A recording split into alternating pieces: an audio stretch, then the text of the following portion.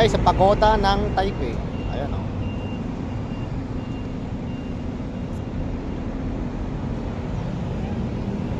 Ito yung sa likodan ko.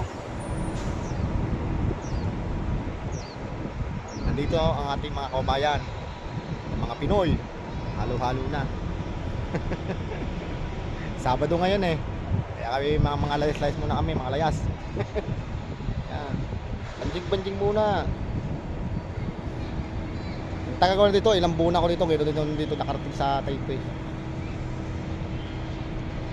Kasi dumating ang mama ko, ipinasyal namin dito. Ayun.